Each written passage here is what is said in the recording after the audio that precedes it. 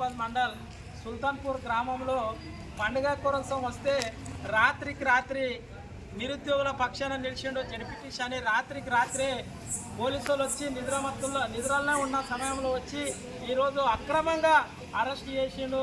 దయచేసి నిరుద్యోగుల పక్షాన సీఎం రేవంత్ రెడ్డి కావచ్చు, తిరుపతి రెడ్డి కావచ్చు, కొడంగల్ నియోజకవర్గంలో చాలామంది నిరుద్యోగులు ఉన్నారు. నిరుద్యోగులారా ఒక్కసారి గమనించండి.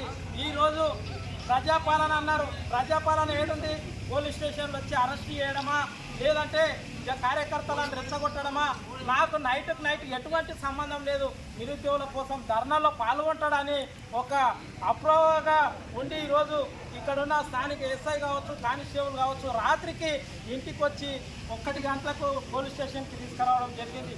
సీఎం గారికి ఒక్కటే మనవి చేస్తున్నా, ఏదైతే నిరుద్యోగుల పక్షాన ఈరోజు ఓట్లేసి మీరు సీఎం అయినవో కానీ కొడంగల్ నియోజకవర్గంలో ప్రశాంతంగా ఉండే 10 ఏళ్ళు గవర్నమెంట్లో, కేసీఆర్ గారు గవర్నమెంట్లో 10 ఏళ్ళు సస్యశ్యామలంగా కార్యకర్తలు, రైతులు అందరూ ఉన్నారు.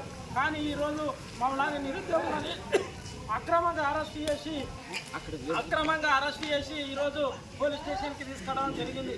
కానీ రేవంత్ రెడ్డికి, తిరుపతి రెడ్డి గారికి ఒక్కరే చెప్తున్నా, ఇటువంటి నిరుద్యోగులను ఎంతమంది అరెస్ట్ చేసినా అంత ఎత్తుకు ఎదుగుతారని మనవి చేస్తూ, ఇటువంటి నిరుద్యోగులకు నిజంగా ఈరోజు టీఎస్సీని కానీ గ్రూప్ 2 కానీ వాయిదేస్తే వాళ్ళు ఇంకా 2 నెలలు 3 నెలలు ఎగ్జామ్ రాస్తారని మనవి అంటున్నారు. వాళ్ళకి అవకాశం ఇవ్వండి, 1 నెల 2 నెలల అవకాశం ఇవ్వండి. దయచేసి సీఎం గారు, తిరుపతి రెడ్డి గారు దయచేసి కొడంగల్లో మేము చాలామంది నిరుద్యోగులు ఉన్నాం, జాబులు వస్తాయని ఆశతో ఇక్కడున్న ప్రజల్ని ఓట్లేసి ఎమ్మెల్యే గెలిపించి సీఎం పోస్ట్ ఇచ్చారు. కాబట్టి ఇటువంటి దాడులకు ఖండిస్తారని మనవి చేస్తూ ఈ అవకాశం ఇచ్చిన మీడియా మిత్రులకు అందరికీ ధన్యవాదాలు తెలియజేస్తూ, జై తెలంగాణ, జై కేసీఆర్, ఖబర్దార్ రేవంత్ రెడ్డి, ఖబర్దార్ సీఎం, ఖబర్దార్.